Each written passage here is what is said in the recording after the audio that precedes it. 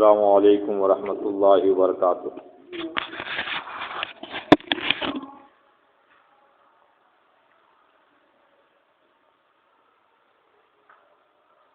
الحمد للہ نحمده ونستعینه ونستغفره ونؤمن به ونتوکل علیہ ونعوذ باللہ من شرور انفسنا ومن سیئات اعمالنا من يهد الله فلا مضل له ومن يضلل فلا هادي له ونشهد ان لا اله الا الله وحده لا شريك له ونشهد ان محمدا عبده ورسوله فاعوذ بالله من الشيطان الرجيم بسم الله الرحمن الرحيم يا ايها الذين امنوا توبوا الى الله توبة نصوحا صدق الله مولانا العظيم وصدق رسوله النبي الكريم ونحن على ذلك لمن الشاهدين والشاكرين والحمد لله رب العالمين۔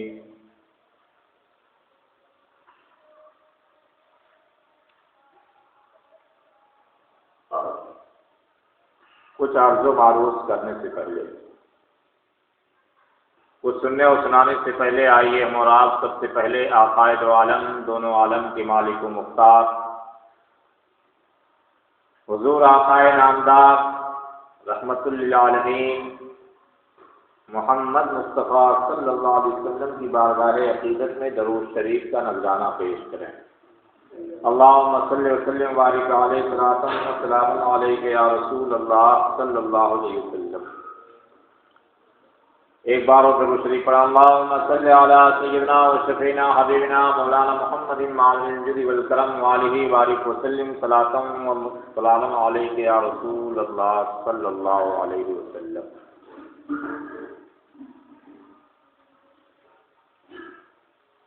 ایک بار اور درود شریف پڑھیں۔ اللہم صلی علی سیدنا و شفیعنا حبیبنا مولانا محمد معظم الجود والکرم وآلہ وبارک وسلم صلاۃ و سلام علیک یا رسول اللہ صلی اللہ علیہ وسلم۔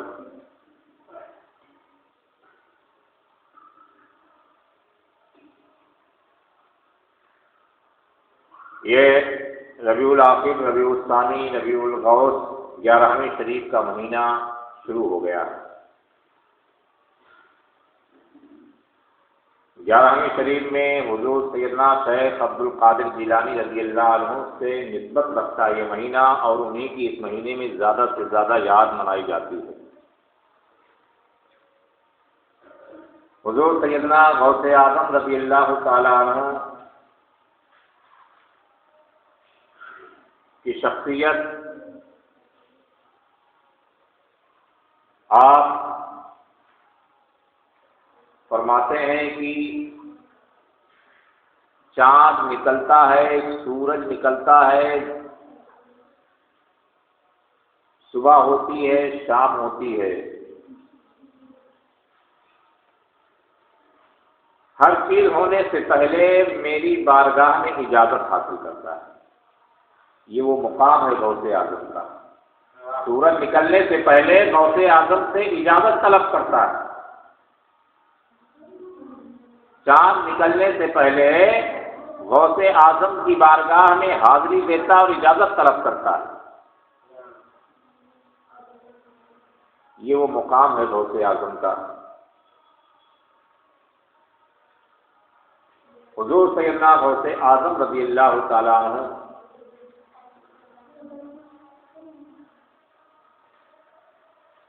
کا مقام بہت اعلیٰ ہے۔ آپ کے مقام کو بیان کرنا اور سننا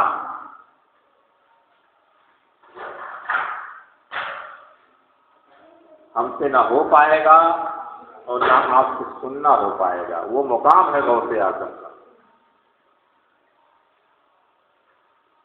حضور سیدنا شیخ عبد القادر جیلانی رضی اللہ تعالی عنہ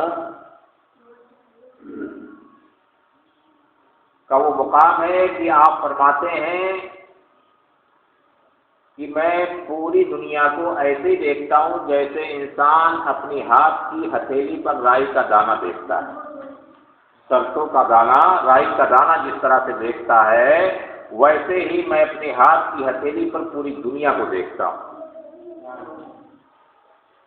یہ وہ مقام ہے غوث اعظم کا. جب غوث اعظم کا وہ مقام ہے تو نبی کا کیا مقام ہوگا؟ اولیاء کرام کے حالات سے، اولیاء کرام کے کرامتوں سے، ان کے اقوال سے، ان کے فعل سے انبیاء کرام بالخصوص ہمارے آقا محمد رسول اللہ علیہ وسلم کی زندگی کا، سیرت کا پتہ چلتا ہے کہ جب غلاموں کا یہ عالم ہے تو جس کے غلام ہے اس کا عالم کیا ہوگا؟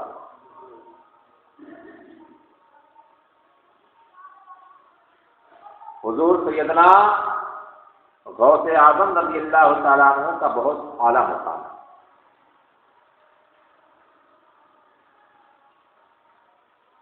تو یہ غوث اعظم سے نسبت رکھنے والا مہینہ ہمارے اور آپ کے درمیان میں چل رہا ہے. یہ اسے 11ویں شریف بھی کہتے ہیں. اس مہینے کو ربیع الغوث بھی کہتے ہیں، ربیع الآخر بھی کہتے ہیں. اسی مہینے میں حضور غوث اعظم پردہ فرمائے تھے. پردہ فرمانے کی تاریخ 17 تاریخ، مگر مشہور و معروف 11 تاریخ ہو گئی آپ کی. وہ اس لیے کہ غوث اعظم رضی اللہ تعالیٰ عنہ نبی سے بڑی محبت فرمایا کرتے تھے. ہم سب کے آقا محمد رسول اللہ صلی اللہ علیہ وسلم سے بڑی محبت فرمایا کرتے تھے، اور نبی کی محبت میں ہر مہینے کی 10 تاریخ کو شام دن بھر کھانے کا اہتمام ہوتا، کھانا پکتا. اور جیسے شام ہوتی 11ویں شب لگتی، ہر مہینے کی 4 کی تاریخ کو جب 11ویں شب لگتی تو نبی کے نام پر 11ویں کو، اور بعض روایتوں میں یہ آتا ہے کہ 11ویں کو آپ کھانے کا انتظام کرتے. 11 تاریخ کو جیسے ہی 12ویں شب لگتی تو نبی کے نسبت سے 12ویں شب کو نبی کے نام پر لٹایا کرتے تھے. 11 تاریخ ہوا کرتی تھی انتظام کی، اور 12ویں شب میں آپ نبی کی محبت میں کھلایا کرتے تھے غریبوں کو، مسکینوں کو. اور ایک مہینے میں نہیں، ہر مہینے کی یہی عادت تھی. عربی کی 12ویں شب کو نبی کے نام پر لٹایا کرتے تھے. حضور سیدنا غوث اعظم رضی اللہ تعالیٰ عنہ کی زندگی، شروعات کی زندگی غریبی میں بھی گزری. جنگلوں میں رہ کر آپ نے جنگل کے پتوں سے گزارا کیا، اور آخری والی زندگی آپ کی امیرانہ زندگی میں گزری. آپ جتنا ہی آپ کے پاس دولت آتی اتنا ہی آپ لٹایا کرتے تھے. کسی نے پوچھ ہی لیا مرید نے کہ حضور آپ اتنا لٹاتے ہیں تو اس کی آپ کو تکلیف نہیں ہوتی؟ ختم ہو جائے گا پھر کہاں سے آئے گا؟ غوث اعظم فرماتے ہیں آنے کا جو سبب بنتا ہے وہ لٹانے کی ہی وجہ سے بنتا ہے. آنے کا جو سبب بنتا ہے وہ لٹانے سے ہی بنتا ہے. جتنا ہی لٹاتا ہوں دنیا میرے قدم چومتی ہے، یعنی درو درہم دینار میرے قدم چومتے ہیں. جتنا ہی لٹاتا ہوں اتنا ہی میرے قدموں میں آ کر گرتے ہیں.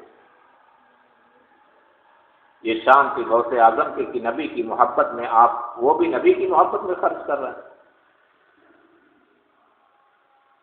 تو غوث اعظم سے نسبت رکھنے والا یہ مہینہ ہے. حضور سیدنا غوث اعظم فرماتے ہیں کہ تقدیر جو ہوتی ہے، تقدیر ہر انسان کی تقدیر ہوتی ہے. ایک تقدیر ہوتی ہے جو دعاؤں سے بدل جاتی ہے. آپ کی تقدیر اچھی نہیں ہے، بری ہے، کسی بزرگ کی دعا لگ گئی، آپ ہی کی دعا لگ گئی، یا کوئی نیک عمل کر دیے، اس سے آپ کی تقدیر اچھائی میں بدل جائے گی، آپ کی تقدیر اچھی ہو جائے گی. اور ایک تقدیر ایسی ہوتی ہے کہ نیک کام کریں تو اس نیکی کی وجہ سے بدل جاتی ہے، اچھائی میں تبدیل ہو جاتی ہے. پھر غوث اعظم فرماتے ہیں کہ ایک تقدیر ایسی ہوتی ہے نا جو دعاؤں سے بدلتی ہے، نہ کسی نیک کام سے بدلتی ہے. جو تقدیر خدا وحدہ لا شریک کی جانب سے ہے وہی ہے اور وہی رہے گی. اسے تقدیر مبرم کہتے ہیں، وہ بدلتی نہیں ہے. پھر غوث اعظم ارشاد فرماتے ہیں مگر میری ذات ایسی ہے کہ تقدیر مبرم کو بھی بدل دیتی ہے. یہ غوث اعظم کا فرمان ہے کہ میری ایک ایسی ذات ہے کہ میری دعاؤں سے اللہ تعالیٰ اس آدمی کے تقدیر مبرم کو بھی بدل دیتا ہے. جو کبھی تقدیر چلتی نہیں، بدلتی نہیں، میری دعاؤں سے وہ بھی بدل جایا کرتی. تو غوث اعظم کی وہ شان ہے. حضور سیدنا غوث اعظم رضی اللہ تعالیٰ کی ذات مقدس بڑی عالی شان ذات. قرآن مقدس کی آیت کریمہ کی تلاوت کا میں نے شرف حاصل کیا. قرآن میں اللہ تعالیٰ ارشاد فرماتا ہے یا ایھا الذین آمنوا توبوا الی اللہ توبۃ نصوحا. قرآن میں اللہ تبارک و تعالیٰ ارشاد فرماتا ہے ایمان والو تم توبہ کرو، اپنے گناہوں سے توبہ کرو. قرآن میں آیا ہے اے ایمان والو، اور وہ بھی کس کے لیے آیا ہے؟ جو ایمان والا گناہ کرتا ہے اس کو حکم دے رہا ہے قرآن کی اے ایمان والو تم توبہ کرو. کس سے توبہ کرو؟ گناہوں سے توبہ کرو. اور توبہ ایسی ویسی نہ کرو. توبہ کی بہت ساری قسمیں ہوتی ہیں. توبہ یہ ہے کہ تم توبہ کرو، شراب پی رہے ہو، شراب پینے سے توبہ کرو پھر پینے لگو، یہ توبہ نہیں. توبہ کیے پھر پینے لگے. گناہ کر رہے ہیں، توبہ کیے کہ اب نہیں پیئیں گے یا ہمارے گناہوں کو الہ العالمین معاف کر دے، اور پھر گناہ کرنے لگے، یہ وہ توبہ نہیں کہلاتی، یہ مذاق. بلکہ توبہ ایسی ہو جس گناہ سے توبہ کیا جائے اس گناہ کے قریب نہ جاؤ. غوث اعظم سے کسی مرید نے یہ سوال کیا کہ اے غوث اعظم میں اللہ کی بارگاہ میں اپنے گناہوں سے توبہ کیا ہے، یہ توبہ میری اللہ کی بارگاہ میں قبول ہوئی کہ نہیں ہوئی؟ ہمیں اس کا علم نہیں ہے. تو غوث اعظم نے اپنے اس مرید سے، اپنے چاہنے والے سے پوچھا کہ جس گناہ سے تم نے توبہ کیا ہے کیا اس گناہ کے قریب تم گئے؟ تو غوث اعظم کی بارگاہ میں وہ چاہنے والا عقیدت مند کہا میں جس گناہ سے توبہ کیا اس گناہ کے قریب آج تک نہیں گیا.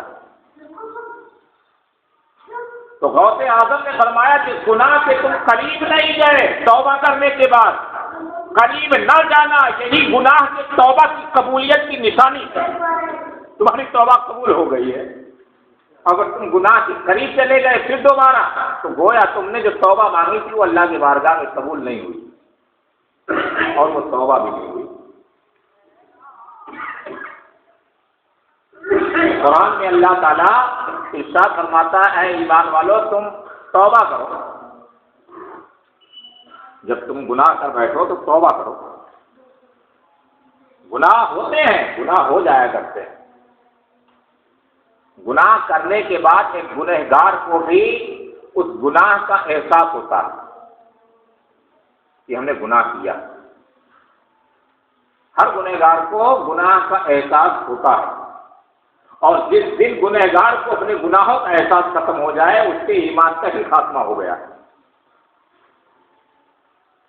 ایک گنہگار گناہ کرنے کے بعد احساس نہ ہوا گناہوں کا تو گویا اس کے ایمان کے خاتمہ کی نشانی ہے وہ کہ گناہوں کا بھی احساس نہیں رہا. ایک ایمان والے کو جب احساس نہیں رہا گناہوں کا تو ایمان کا ہی خاتمہ ہو گیا. اور جب احساس گناہ باقی ہے، جس ایمان والے کے اندر دل کے اندر احساس گناہ باقی ہے تو سمجھ لو ابھی ایمان بھی باقی ہے. گناہ کرنے کے بعد احساس رہنا چاہیے گناہوں کا. اور جب گناہوں کا احساس رہے تو اسی کے بارے میں قرآن فرماتا ہے اے ایمان والو اے ایھا الذین آمنو اے ایمان والو توبو تم توبہ کرو الی اللہ توبۃ نصوحا، اللہ کی بارگاہ میں توبہ کرو. ایسی توبہ کرو جو لوگوں کے لیے نصیحت بن جائے، عبرت بن جائے. توبۃ نصوحا کیسی توبہ کرو جو لوگوں کے لیے عبرت بن جائے، نصیحت بن جائے، لوگ اس سے نصیحت حاصل کریں. ایسے بہت سارے واقعات ہیں بزرگان دین کے جنہوں نے توبہ کر کے اپنی زندگی میں چار چاند لگا دیے۔ ایک واقعہ سننے میں پڑھنے میں آیا ہے بزرگان دین کہ حضور کے زمانے میں ایک ایسے گنہگار تھے جو قبر میں رکھ دیا جاتا تھا مردوں کو تو کفن چرایا کرتے تھے۔ کپڑوں کی کمی تھی پہلے، اس طرح کے بھی چوری کر کے کپڑوں کی چوری کر کے اپنی روزی حاصل کرتے اور کامیابی حاصل کرتے، یعنی کامیاب کیسے اگر حاصل کر لیتے تو کامیاب مانے جاتے، اس طرح سے بھی ہوتے تھے پہلے۔ حضور کے دور کا واقعہ ہے، ظاہری زمانے کا واقعہ ہے۔ چوری کیا، نوجوان لڑکی ختم ہوئی قبیلے میں اور رات کو پہنچ گئی، مٹی ہٹائی، شادی کی، کفن کھینچ لیا، کپڑا کھینچ لیا، اور چونکہ نوجوان بچی تھی اس مردہ لاش سے انہوں نے اپنا منہ بھی کالا کر لیا۔ کتنا بڑا جرم ہے، بہت بڑا جرم ہے،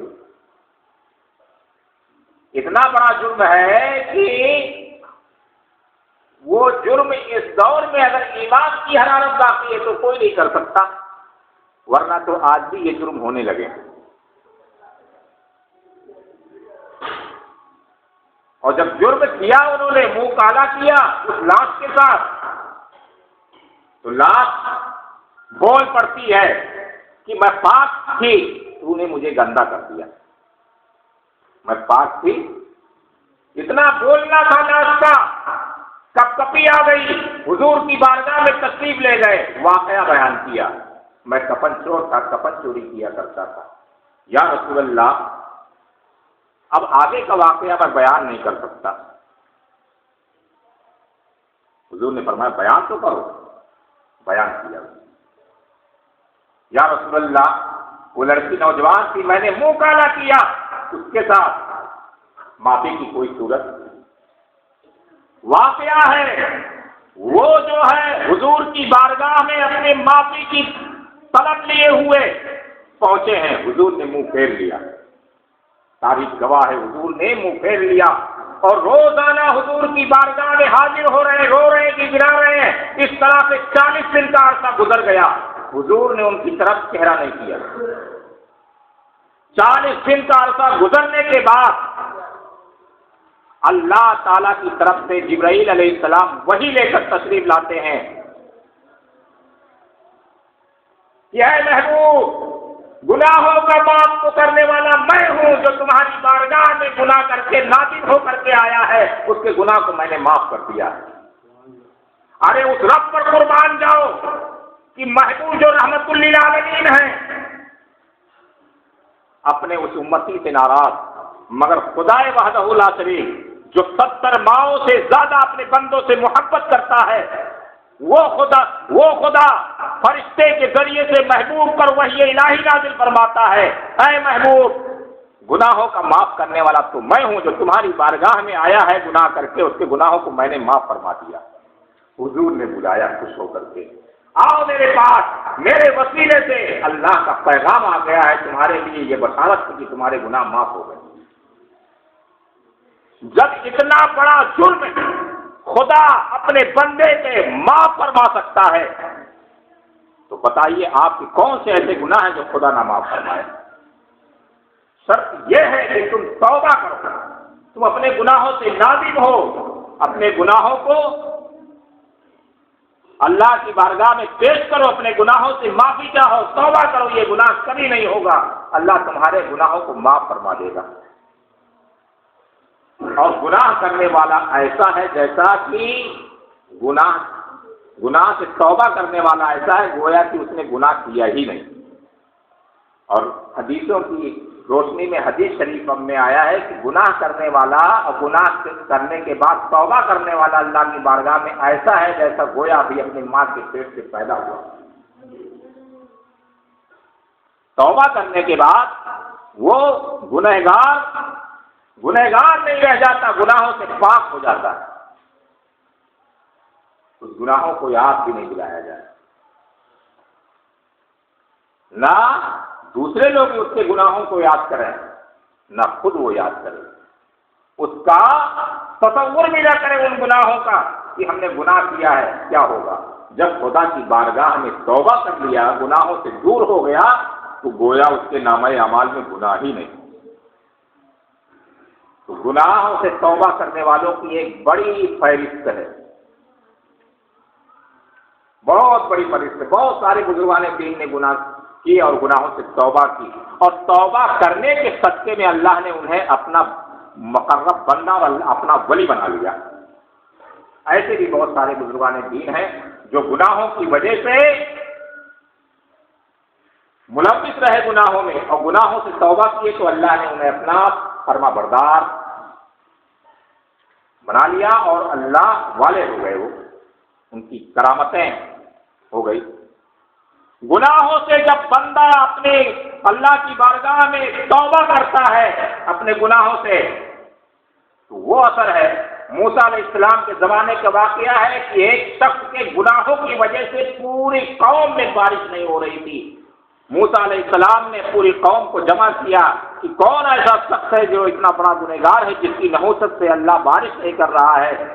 تو وہ شخص شرمندہ ہوا اور اسی مجمع میں بیٹھے بیٹھے اپنے گناہوں سے توبہ کیا، اور جیسے ہی توبہ کیا اس مجمع پھٹنے ہی نہیں پایا تھا، مجمع اتنے ہی نہیں پایا تھا کہ بارشوں کی رحمت کی لڑی بن گئی، بارش شروع ہو گئی۔ گویا توبہ نہیں کیا، توبہ کرنے کے بعد کچھ دیر نہیں ہوئی، مجمع وہاں سے اٹھنے ہی نہ پایا تھا کہ بارش شروع ہو گئی، اور اسی کے گناہوں کی وجہ سے بارش نہیں ہو رہی تھی۔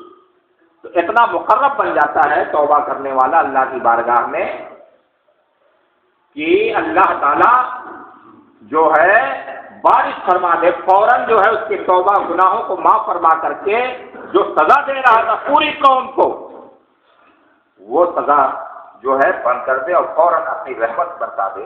اتنی جو ہے کرم کی بات ہے۔ اور اس واقعے سے بھی پتہ چلا گناہوں کی نحوست اتنی بڑی ہے کہ صرف گناہ کرنے والا اس سے جو ہے اس کا نقصان نہیں اٹھاتا، آس پاس کی پوری قوم گناہوں کی نحوست سے جو ہے تباہ ہو جاتی ہے۔ آس پاس کی جتنی قومیں ہوتی ہیں وہ سب تباہ ہو جاتی ہیں، برباد ہو جاتی ہیں۔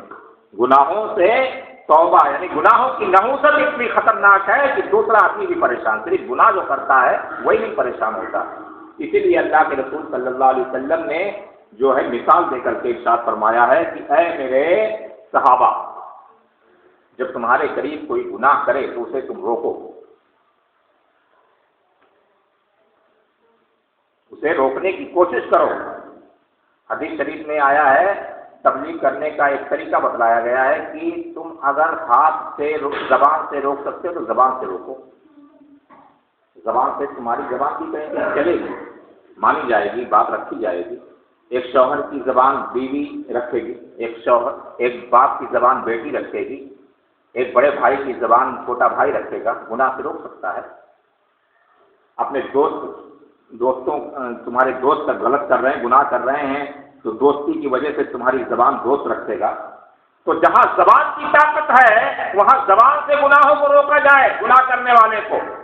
پھر حدیث شریف میں آیا اگر یہ بھی نہ ہو سکے تو تم ہاتھ سے روکو، پہلے ہاتھ سے روکو، ہاتھ سے نہ ہو تو زبان سے روکو۔ تو ہاتھ سے بھی روکا جا سکتا ہے، باپ بیٹے کو ہاتھ سے بھی روک سکتا ہے، شوہر بیوی کو ہاتھ سے بھی روک سکتا ہے۔ یہ بھی نہ ہو تو زبان سے روکے، اور اگر یہ بھی نہ ہو تو دل میں برا جانے، اس گناہ کو برا جانے، اس گناہ کو برا جانے بڑا خطرناک ہے۔ اگر یہ بھی چیز تمہارے اندر نہیں ہے کہ تم گناہ کو برا جانتے ہو، تو حدیث شریف میں آیا ہے کہ یہ ایمان کی کمزوری کی نشانی ہے۔ ہر گناہ کو تم برا جانو، اگر یہ اتنا بھی نہیں ہے، ہاتھ سے بھی نہیں روک سکتے، زبان سے بھی نہیں روک سکتے، اور اپنے دل میں اس گناہ کو برا بھی نہیں جان رہے، تو سمجھ لو ایمان کی کمزوری ہے، ایمان ٹمٹما رہا ہے، سب کچھ جائے بھروسہ نہیں۔ اور پھر آقا صلی اللہ علیہ وسلم نے مثال کے طور پر فرمایا کہ کشتی جو ہے کئی منزلہ ہے، نیچے کے منزل کے لوگ جو ہے کشتی میں چھید کر رہے ہیں، اگر اوپر کے منزل یہ کہہ دیں کہ یہ جو ہے چھید کر رہے ہیں کرنے دو، تو پوری کشتی ڈوب جائے گی، اوپر جو ہے وہ بھی ڈوب جائیں گے، جو نیچے ہیں وہ بھی ڈوب جائیں گے۔ تو کشتی میں نیچے کے لوگ چھید اگر کر رہے ہیں تو اوپر والوں کو ضروری ہے کہ انہیں منع کریں، ان کا ہاتھ روکیں، ورنہ ان کی بھی جان کا خطرہ ہے۔ یہی تبلیغ کا بھی عالم ہے، تمہارے درمیان میں جب لوگ گناہوں میں ملوث ہوں تو گناہوں کو روکو، خود بھی رکو، دوسروں کو بھی روکنے کی کوشش کرو۔ قرآن میں اللہ تعالیٰ ارشاد فرمایا تم بہترین امت ہو، کنتم خیر امت، تم بہترین امت ہو اس لیے کہ تم اچھائی کا حکم دیتے ہو، برائی سے منع کرتے ہو۔ اس لیے امت اچھے نہیں ہو کہ تم امت محمدی ہو، بلکہ تم اچھائی کا حکم دیتے ہو، برائی سے منع کرتے ہو، اس لیے تم بہترین امت ہو۔ اللہ تعالیٰ ہم سب کو جو ہے اچھے کام کرنے کی توفیق عطا فرمائے، برے کاموں سے توبہ کرنے کی اللہ ہم سب کو توفیق عطا فرمائے، گناہوں سے توبہ کی توفیق عطا فرمائے۔ اللہ تعالیٰ ہر مسلمان کو گناہوں سے دور رہنے کی توفیق عطا فرمائے۔ حضور آقا نامدار جناب احمد مجتبیٰ اور رشدہ محمد مصطفیٰ صلی اللہ علیہ وسلم کے خط دوپہر میں اللہ تبارک و تعالیٰ ہم تمام مسلمانوں کی پریشانیوں کو دور عطا فرمائے۔ غوث اعظم رضی اللہ تعالیٰ عنہ کے ہاتھوں پر بہت سارے چوروں نے توبہ کی، بہت سارے ڈاکوؤں نے توبہ کی، بہت سارے کافروں نے ایمان لایا، اپنے کفر سے توبہ کی، کچھ فاسقوں نے، گناہ گاروں نے توبہ کی۔ اللہ تعالیٰ ہم سب کو بھی غوث اعظم کا فیضان عطا فرمائے، اور غوث اعظم کے سب کے دوپہر میں اللہ تعالیٰ ہم سب کو اپنے گناہوں سے توبہ کی توفیق عطا فرمائے۔ وآخر دعوانا الحمد للہ رب العالمین۔